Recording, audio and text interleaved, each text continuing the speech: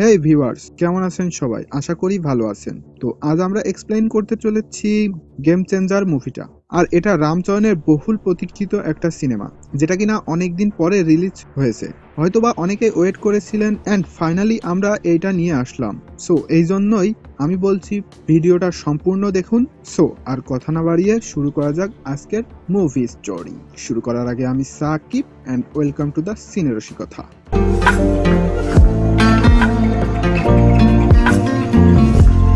গল্পের শুরুতে আমরা দেখতে পারি ভারতের মধ্যপ্রদেশের সিএম সত্তাকে। আসলে সত্তার শরীরটা একটু বেশি খারাপ ছিল, আর যখন তার শরীর একটু বেশি খারাপ হয়ে যায় তখন সে তার কল্পনার মধ্যে একটা মহিলা আর একটা বাচ্চাকে দেখতে পারে। আর যেহেতু এখন তার অবস্থা অনেক বেশি গুরুতর হয়েছে, এই জন্য তাকে দ্রুত হসপিটালে নিয়ে যাওয়া হয়। যখন তাকে হসপিটালে নিয়ে যাওয়া হয়েছিল তখন ছিল রাতের সময় আর প্রচন্ড বৃষ্টি হচ্ছিল, যেই বৃষ্টির জন্য রাস্তার কন্ডিশন অনেকটা খারাপ হয়ে যায়, যেখানে অনেকগুলো গাড়ি অ্যাক্সিডেন্টও করে। তবে কোন রকমের সত্তার জীবনটাকে সেভ করে তাকে হসপিটালে নিয়ে যাওয়া হয়। তবে যখন তার অপারেশন করা হচ্ছিল, মানে তার কন্ডিশন প্রচন্ড বাজে অবস্থায় ছিল, তখন তার দুই ছেলে পলিটিক্স নিয়েই কথাবার্তা বলছিল। আসলে তারা এই ব্যাপারটা নিয়ে প্ল্যানিং করেছিল যে তার বাবা মৃত্যুর পরে কে হবে পরবর্তী সিএম। এগুলো যখন সত্তা বুঝতে পারে তখন তার খুবই মন খারাপ হয়, কারণ যখন তার অবস্থা প্রচন্ড খারাপ হয়ে আছে, মানে সে মৃত্যু পথযাত্রী হয়ে আছে, তখন তার ছেলেরা তার দিকে নজর না দিয়ে তারা আশায় আছে কখন সে মারা যাবে আর কখন তারা সিএম এর চেয়ারে বসবে। তো এরপর আমরা দেখতে পারি আমাদের মুভির মেইন ক্যারেক্টার রামকে। আসলে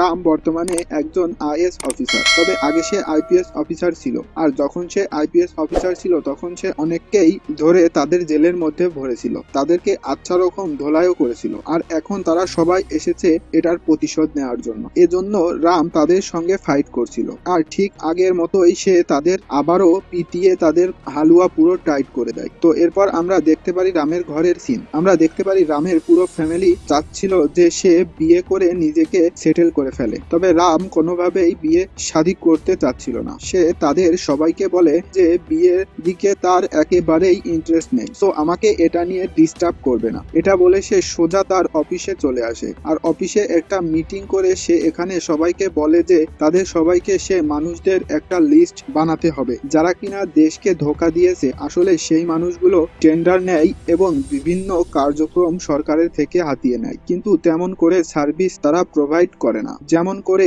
করার কথা ছিল, কারণ তারা বেশি বেশি লাভ করার আশায় বড় বড় প্রজেক্টগুলো হাতে নিয়ে নেয়। কিন্তু তারা যেহেতু ভালো করে কার্যক্রম করে না, এজন্য কিছুদিন পরেই সেই প্রজেক্টগুলো নষ্ট হয়ে যায়। আর তারা নির্বিষ কোনো রকমে বানিয়ে সরকারকে বুঝিয়ে দেয়, আর সরকারও ব্যাপারটাকে বুঝে নিয়ে নেয়। এজন্য দেশের যে বিশাল বড় একটা ক্ষতি হচ্ছে এতে কোনো সন্দেহ নেই। কিন্তু যেহেতু সেই লোকগুলো অনেকটা পাওয়ারফুল লোক, এজন্য তারা চাইলেও তেমন কিছু করতে পারতো না। এজন্য রাম তাদের সবাইকে বলে যে সেই মানুষগুলোর একটা লিস্ট বানাও আর তাদের সবাইকে এক এক করে আমার চেম্বারে ডাকো, কারণ আমি তাদের সঙ্গে কথা বলে তাদের বুঝিয়ে বলার ট্রাই করব। তো এরপরে লিস্টটাকে রেডি করা হয় আর এক এক করে তাদের সবাইকে ডেকে নিয়ে আসা হয়। এখন তাদের সবাইকে বসে এক এক করে তাদের সবাইকে রাম বুঝিয়েও দেয় যে তারা কোন কোন জায়গায় দুর্নীতিগুলো করেছে আর কিভাবে এগুলো তারা ঠিক করতে পারবে। সে তাদেরকে বলে দেয় যদি তোমরা ঠিক হয়ে যাও তাহলে তো ভালোই, আর যদি তোমরা ঠিক না হয়ে যাও তাহলে তোমাদের খবর আছে।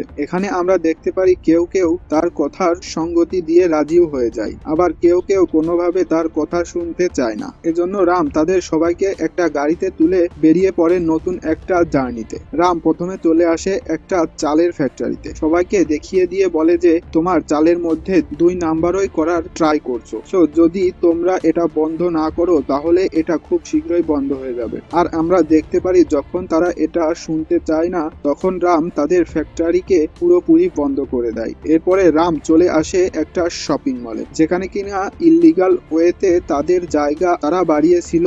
এজন্য রাম সেই জায়গাগুলো ভেঙে দেয়, সে পুরো শপিং মলটাকেই বন্ধ করে দেয়। আর এই ব্যাপারটা দেখার পরে এখানে সবাই পুরোপুরি সতর্ক হয়ে যায়, মানে একটা ব্যাপার আছে না যে তুমি দুজনকে শাস্তি দিবে আর এটা দেখার পরে বাকি সবাই এমনিতেই ঠিক হয়ে যাবে, কারণ তুমি চাইলেও সবাইকে শাস্তি দিতে পারবে না। আসলে রাম এখানে এই টেকনিকটা ইউজ করেছে, আর যখন সে দুজনের উপরে অ্যাকশন নিয়েছে তখন বাকিরা সবাই এমনিতেই বুঝতে পেরেছে যে যদি তারা এগুলো বন্ধ না করে তাহলে তাদের কপালে ভোগান্তি আছে। আর এমন করে রাম এই টেকনিকটার ইউজ করে তার এরিয়ার মধ্যে করাপশন অনেকটাই কমিয়ে ফেলে। আর তখন এদিকে আমরা দেখতে পারি সিএম হসপিটাল থেকে রিলিজ হয়ে বাইরে চলে এসেছে, এজন্য সে তার পুরো পার্টিকে নিয়ে একটা মিটিং করে। আর এখানে সে অ্যানাউন্স করে বলে যে সে যে কোনো ওয়েতে আপনাদেরকে সবাইকে করাপশন কমাতেই হবে, কারণ যদি আমরা করাপশন না কমাই তাহলে এক এক করে আমি পার্টি থেকে সবাইকে বের করে দিব।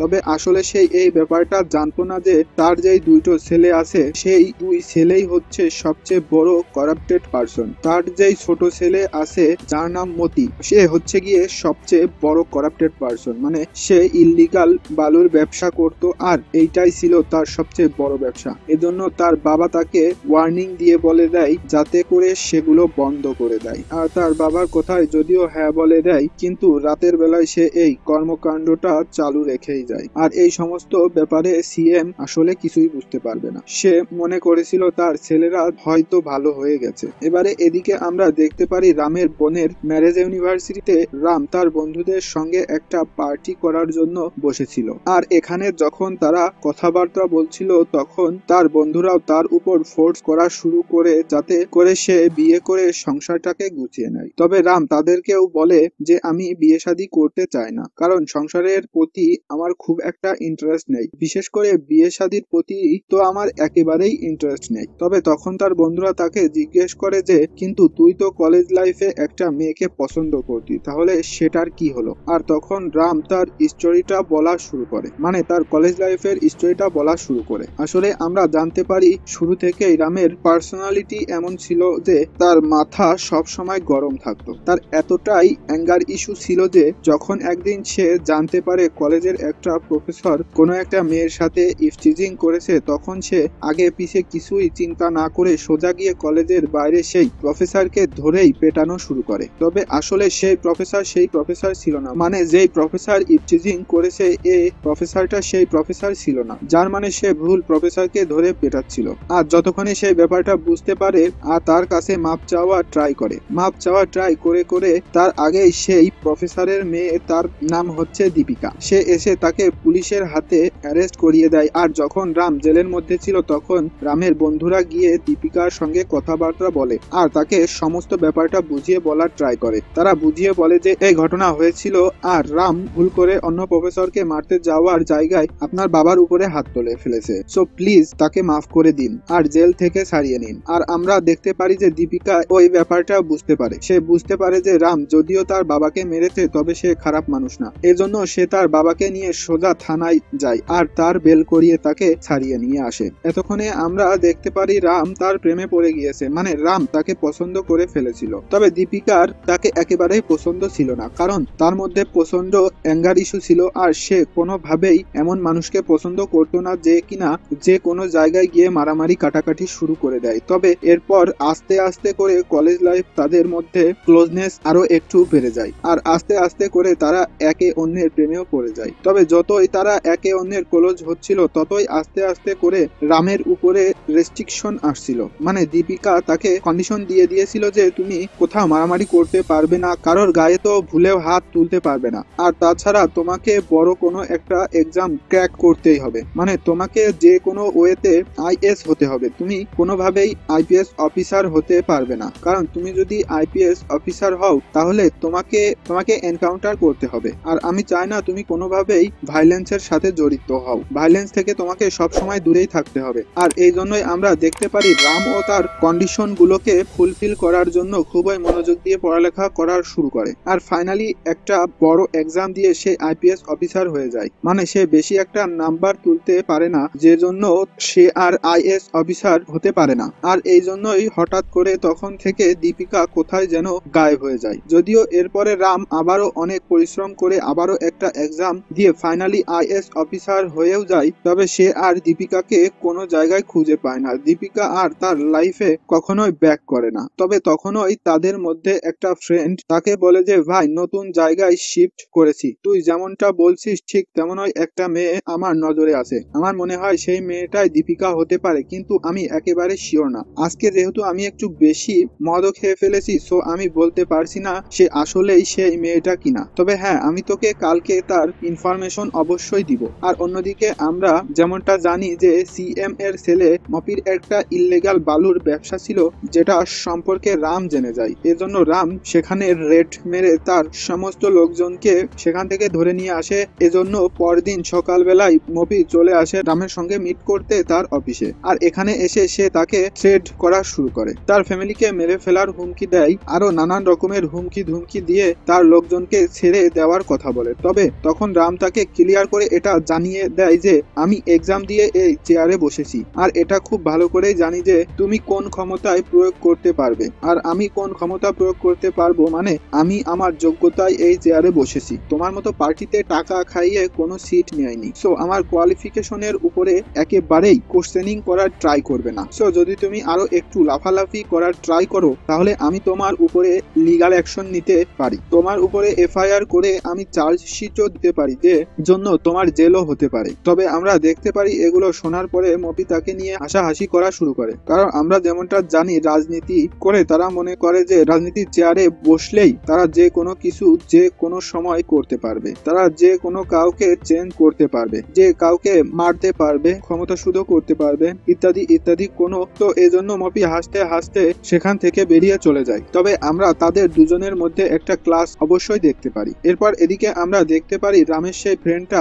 যে কিনা সেদিন রাতের বেলা নেশা করে বসেছিল, সে রামকে জানায় যে আমার এলাকায় যে মেয়েটার কথা আমি তোমাকে বলেছিলাম সেই মেয়েটার খোঁজ আমি পেয়েছি, তো তুমি গিয়ে তার সঙ্গে মিট করে দেখতে পারো সে তোমার দীপিকা হয় কিনা। আর যখন রাম গিয়ে সেই মেয়েটার সঙ্গে মিট করে তখন সারপ্রাইজিংলি এটাই দীপিকা বেরিয়ে আসে, আর এই জন্য ফাইনালি রাম দীপিকাকে পেয়েই যায়। আর তখন দীপিকাও তাকে দেখার পরে সমস্ত ব্যাপারটা কনফেস করে বলে, সে বলে যে আসলে এই চালটা আমার বাবাই চেলেছিল, সে কোনোভাবেই চাচ্ছিল না যে আমি তোমার সঙ্গে থাকি, কারণ তুমি আমার বাবাকে মেরেছ।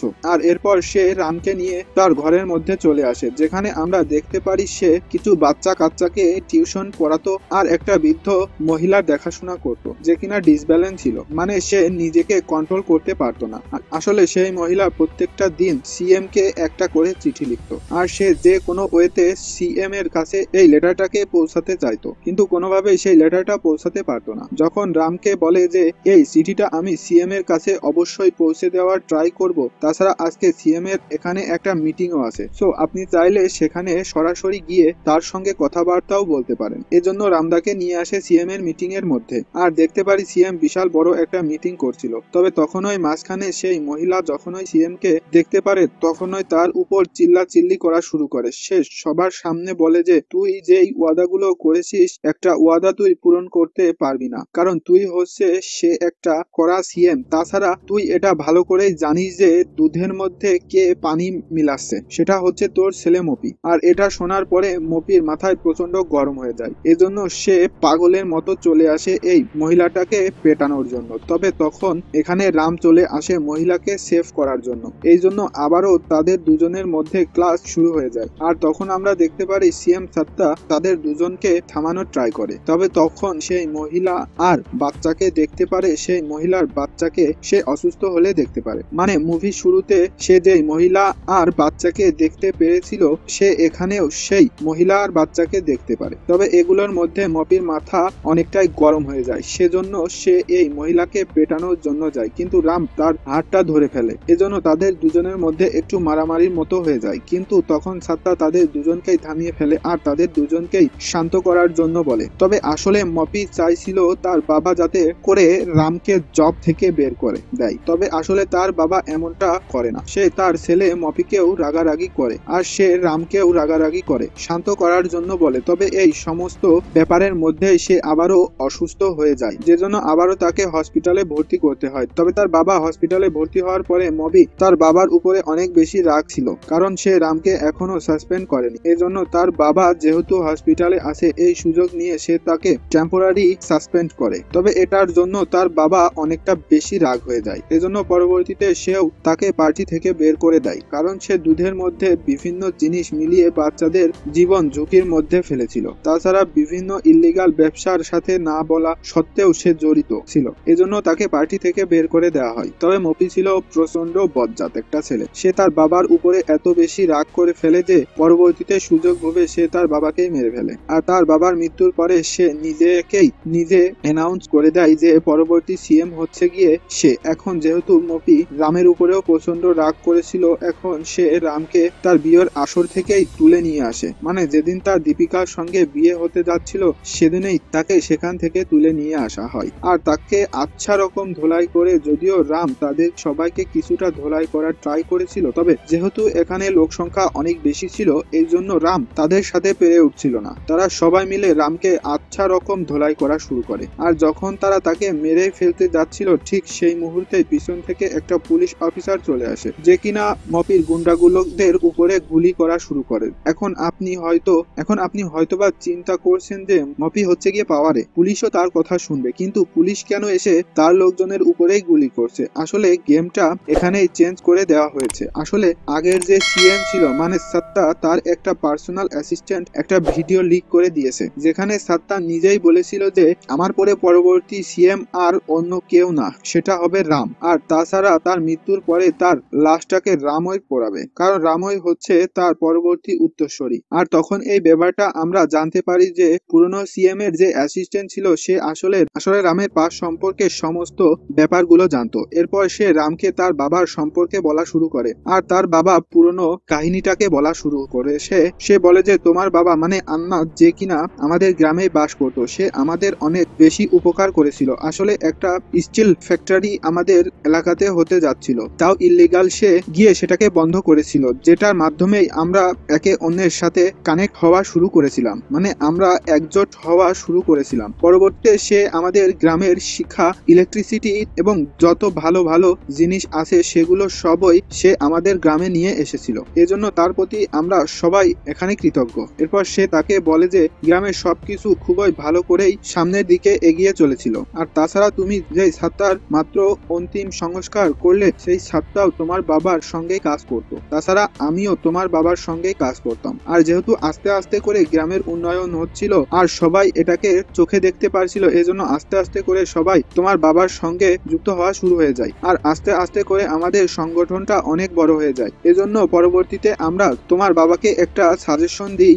আমরা বলি যে একটা পার্টি ফর্ম করার জন্য, যাতে করে আমরা নতুন করে ইলেকশন করতে পারি। আর যেহেতু আমরা ইলেকশনে জিতে লিগালি সবার সামনে আসব, তখন আমাদের নেতৃত্ব দিতেও সুবিধা হবে। আমরা একটা পর্যায়ে গিয়ে কথাটাকেও ভালো করে খাটাতে পারবো। যদিও তোমার বাবা প্রথমে মানতেই চাইছিল না, তবে পরবর্তীতে তোমার মা তোমার বাবাকে কনভিন্স করায়, যে বলেছিল যে আপনি যেহেতু মানুষের জন্য কাজ করেন, সো আপনার একটা পার্টি খোলাই উচিত, যাতে করে আপনি লিগালি সবার জন্য কাজ করতে পারেন। কারণ এখন যে কোনো সময় পুলিশ এসে আপনার বিরুদ্ধে তো অ্যাকশন চাইলে নিতেই পারবে, কিন্তু তখন আর এমনটা করতে পারবে না। এজন্য ফাইনালি সে একটা পার্টি ফর্ম করে আর পার্টির নামও সে ঠিক করে। কিন্তু একটা সমস্যা ছিল, আসলে সমস্যা ছিল তোমার বাবার ঠিকঠাক কথাবার্তা বলতে পারতো না, এজন্য সে লিখে সমস্ত ব্যাপারগুলো রাখতো আর সত্তা তার লেখা কথাগুলো সবার সামনে বলে দিত। যদিও কথাগুলো তার ছিল কিন্তু ফেসটা থাকতো সত্তার। এরপরে ফাইনালি যখন ভোটের সময় চলে আসে তখন তোমার বাবাও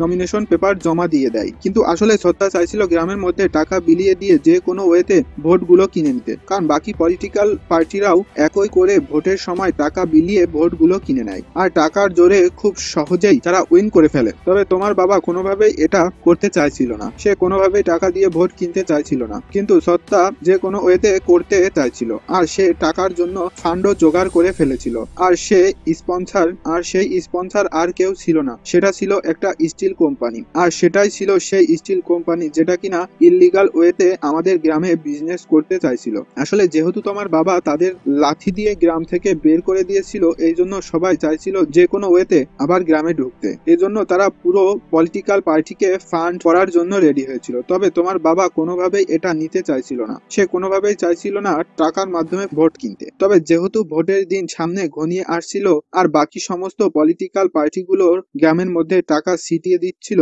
এজন্য সে এগুলো কোনোভাবেই সহ করতে পারছিল না। এজন্য সে চিন্তা করে যে ইলেকশন কমিশনকে কল দিয়ে সমস্ত ব্যাপারগুলো জানিয়ে দিব। আর তাছাড়া যেই পার্টিকে বন্ধ করতে যাচ্ছে সেই ব্যাপারটাও সে কল দিয়ে জানিয়ে দিবে। পরবর্তীতে তোমার বাবা এই সমস্ত সমস্ত ব্যাপারগুলো বলার জন্য ইলেকশন কমিশনারের দিকে যাওয়ার জন্য রওনা দিয়ে দেয়। তবে তার সঙ্গে তুমি এবং তার মাও ছিল। আর যখন তোমরা যাচ্ছিলেই তখন তার একটা বন্ধু তাকে বাইরে কিছু পরামর্শ দেওয়ার জন্য ডেকে আনে, আর সে বন্ধু মনে করে বাইরে যায়। কিন্তু যখনই তাকে ধোকা দিয়ে মেরে ফেলা হয়, পরবর্তীতে তুমি আর তোমার মা এদিক সেদিক ঘোরাফেরা শুরু করে দিয়েছিলে। তোমরা এদিক সেদিক ঘুরতে ঘুরতে ফাইনালি শহরে চলে এসেছিলে। আসলে রাম এই সমস্ত ব্যাপারগুলো সম্পর্কে কিছুই জানতো না, কারণ তার মা কোনোদিনও তাকে এই সম্পর্কে কিছুই বলেনি। আসলে রামের মা যেহেতু রামকে পালতে পারছিল না, এজন্য সে অন্য একটা ফ্যামিলির কাছে রামকে দিয়ে দেয়। আর আমরা জানতে পারি রামের মা আর অন্য কেউ ছিল না, সেই পাগল মহিলাটা, যে কিনা প্রত্যেকদিন সিএম কে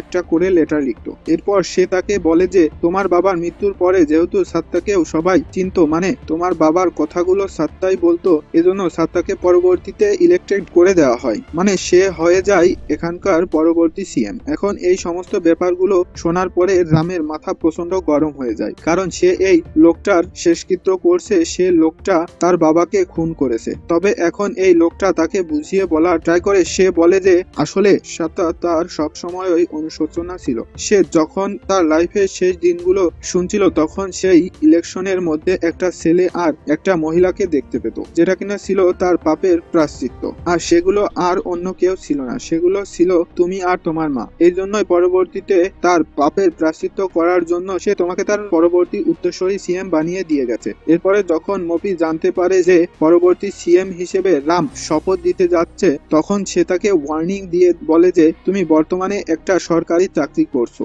আর তোমাকে টেম্পোরারি সাসপেন্ডও করা হয়েছে। সো একটা সরকারি কর্মচারী কোনোভাবেই একজন সিএম হতে পারে না। তো তখন রাম তাকে বলে যে না, আমি কোনোভাবেই সিএম হতে চাই না, আমি সিএম এর শপথও নিতে চাই না, এতে আমার একেবারেই ইন্টারেস্ট নেই, আমি শুধুমাত্র মানুষের জন্য কাজ করতে চাই, এবার সেটা যে কোনো জায়গায় থেকে। আর যেহেতু তোমার পলিটিক্সে বেশি ইন্টারেস্ট, সো তুমি নিজে গিয়ে সিএম হয়ে যাও। আর আমরা দেখতে পারি যে ফাইনালি তার বাবার মৃত্যুর পরে, মানে মপির বাবার মৃত্যুর পরে মপি হয়ে যায় পরবর্তী সিএম। তো এখন মপি সিএম হয়ে যাওয়ার পরে তার লোকজনের সঙ্গে মিটিং করা শুরু করে আর তাদেরকে বলে যে তোমরা একটা ট্রান্সফার লেটার লেখো, যেটা কিনা হবে রামের, কারণ তাকে এখান থেকে অনেক দূরে পাঠিয়ে দিতে হবে, নয়তো সে যে কোনো সময় আমার মাথায় কাটা হয়ে দাঁড়াতে পারে। তবে আমরা দেখতে পারি যখন লেটারটা লেখার পরে সিএম সিগনেচার করতে যাচ্ছিল, তখনই এখানে রাম চলে আসে। আসলে রাম এখন হয়ে গিয়েছে নির্বাচন কমিশনার, এজন্য সে 2 মাসের মধ্যে নির্বাচনের অ্যানাউন্স করে দেয়, যার মানে এখন আর সিএম এর সিগনেচারের কোনো দামই নেই। রামকে আর এখন থেকে কোনোভাবেই ট্রান্সফারও করা যাবে না। আর এই ব্যাপারগুলো রাম খুব ক্লিয়ারলি জানতো, কারণ সে পড়ালেখা করে এই পর্যন্ত এসেছে, কোনোভাবেই টাকা খাইয়ে না। তো এখন যেহেতু সামনে নির্বাচন, এজন্য মপি আবারও টাকা পয়সা ম্যানেজ করা শুরু করে আর সবার মাধ্যমে টাকা ভাগ বাটোয়ারা করার জন্য প্ল্যানিং করা শুরু করে। তবে এইবার রাম জনগণকে বোঝানোর জন্য চলে আসে। সে সবাইকে বলে যে আপনারা যে 2000 করে তাদের থেকে নিবেন, আপনারা নিবেন 20,000 টাকা, কারণ আপনাদের রেট হচ্ছে 20,000 টাকা। কারণ যদি আপনারা 20,000 টাকা তাদের থেকে নিয়ে নেন, তাহলে সেখান থেকে সরকারও তো কিছু কার্ড নিবে, সো তখন আপনাদের কাছে একটা ভালো অ্যামাউন্ট বেঁচে যাবে। আর আমরা দেখতে পারি যখন জনগণকে অঙ্ক বোঝানো হয়, তখন তারা ব্যাপারটা ক্লিয়ারলি বুঝতে পারে। আসলে এটা ছিল রামের নতুন একটা চাল, যে চালের মাধ্যমে সে মপি থেকে টাকাগুলোকে খসানোর ট্রাই করছিল। আর এই জন্য আস্তে আস্তে করে জনগণ 20,000 টাকা করে ডিমান্ড করা শুরু করে, আর মপিও তাদের 20,000 টাকা দিতে বাধ্য হয়। তবে আমরা জানতে পারি যখন এই টাকাগুলো সে বিলিভ করছিল, তখন এই সমস্ত ব্যাপারগুলো রামও ক্লিয়ারলি জানতো, কিন্তু সে তাদের কাউকে আটকায় না, কারণ সে চাইছিল যে কোনো ওয়েতে গরিব মানুষের কাছে যাদের টাকা পৌঁছায়। এবার সেটা যে কোনো ওয়েতে আর গরিব মানুষের কাছে ফাইনালি টাকা পৌঁছেও যায়, সেগুলো কিনা মপি দিয়েছিল, যেটা কিনা ছিল 20 লক্ষ টাকা। তাছাড়া রাম তার ব্যাংকের উপরেও নজরদারি করছিল। এরপরে সে গিয়ে তাকে এটা জানিয়ে দেয় যে একটা পলিটিশিয়ান একটা নির্বাচনের সময় যে কোনো ওয়েতে শুধুমাত্র 40 লক্ষ টাকায় খরচ করতে পারবে, এজন্য আপনার 25 লক্ষ টাকা খরচ অলরেডি হয়ে গেছে। এখন বাকি যে টাকাটা আছে সেটার মাধ্যমে আপনাকে সমস্ত কিছু ম্যানেজ করতে হবে, মানে যত পোস্টারিং খরচ, হাবি জাবি এবং আপনার মন্ত্রীদেরকেও এই টাকার মধ্যেই ম্যানেজ করতে হবে। তবে যখন তার পার্টির লোকজন এই ব্যাপারটা জানতে পারে, তখন তারা কম টাকাতে কোনোভাবে নির্বাচন করতে চাইছিল না, এজন্য পার্টির মধ্যে একটা সমস্যা শুরু হয়ে যায় আর তারা সবাই তাকে ছেড়ে দিয়ে চলে যাচ্ছিল। তবে এরপরে ফাইনালি চলে আসে নির্বাচনের দিন, আর এখানে যখন নির্বাচনের দিনে সবাই ভোট দিচ্ছিল তখন আমরা দেখতে পারি মপির মাথা প্রচন্ড গরম হয়েছিল। সে প্রচন্ড মাথা গরম করে একটা ইলেকট্রনিক বুথের মধ্যে বম লাগিয়ে দেয়, আর যখন সেটা ব্লাস্ট হয়ে যায় তখন এখানে কিছু মানুষের মৃত্যু হয়ে যায় আর কিছু মানুষ ভয়ে দৌড়ে পালানো শুরু করে। আর যখন মবি রামকে এটা জানিয়ে দেয় যে যদি আমার সঙ্গে পাঙ্গা নেওয়ার ট্রাই করো তাহলে বাকি যে বুথগুলো আছে সেগুলোতে আমি বম লাগিয়ে দিব আর সেখানেও আমি ব্লাস্ট করিয়ে দিব, মানে তুমি চাইলেও আমাকে কোনোভাবেই আটকাতে পারবে না। আর এই সমস্ত ব্যাপারগুলো শোনার পরে রাম আর তেমন কিছুই বলে না, সে এখানে চুপচাপ বসে ছিল। এরপরে মবি তাকে বলে যে আমার লোকজনকে দিয়ে আমি ডুপ্লিকেট ভোট দেওয়াবো, আমি এক একজনকে দিয়ে 2-3 বার করে ভোট দেওয়াবো, আমি দেখি তুমি আমাকে কি করে আটকাও। আসলে রামের কাছে এটারই একটা সমাধান ছিল, এজন্য রাম তাকে এটা ক্লিয়ার করে বলে যে আমি এটাও খুব ভালো করে জানি যে তুমি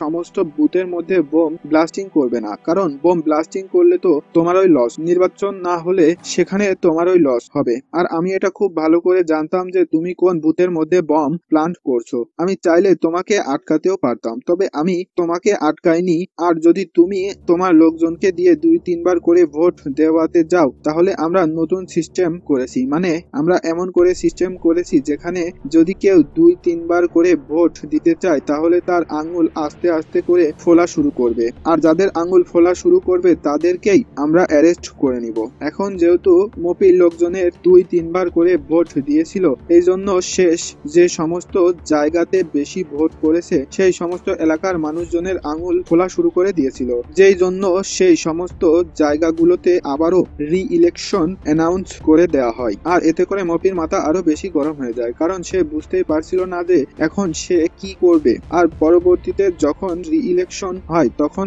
আসলে তার কাছে আর অন্য কোনো অপশন ছিল না, সে চাইছিল যে কোনো ওয়েতে ইভিএম মেশিন গুলো চুরি করবে আর সেগুলো পুরোপুরি ডিস্ট্রয় করে দেবে। তবে এখানেও রামের নতুন প্ল্যান ছিল, সে আসলে ইভিএম মেশিন গুলোকে কোনোভাবেই রাস্তা দিয়ে পাঠায় না, সেগুলোকে আকাশপথে পাঠায় আর পরবর্তীতে আকাশপথে সেই জায়গায় নিয়ে যায় যেখানে সমস্ত ভোটগুলো গণনা করা হবে। তবে যেখানে গণনা করা হবে সেখানেও গিয়ে মপি আক্রমণ করে দেয়, তবে এখানে তাদেরকে ফেস করার জন্য রাম দাঁড়িয়েছিল, এজন্য তাদের দুজনের মধ্যে ভয়ঙ্কর মারামারি শুরু হয়ে যায়। আর এখানে একটা ব্যাপার আমরা জানতে পারি যে রামের বাবা তখন বলেছিল যে এই পার্টিটাকে আমি ছেড়ে দিচ্ছি আর আমি নতুন একটা পার্টি বানাচ্ছি। যখন সে এই পার্টিটা বানিয়েছিল সেই পার্টিটা এখন পর্যন্ত অ্যাক্টিভ ছিল, তারা প্রত্যেকটা বছর নির্বাচন করছিল, তবে তারা কোনোভাবেই তেমন কিছু করতে পারছিল না। কিন্তু রামের আসার পরে আস্তে আস্তে তাদের পার্টি গ্রো করা শুরু করে আর এবারই ইলেকশনে তাদের পার্টি উইন করে ফেলে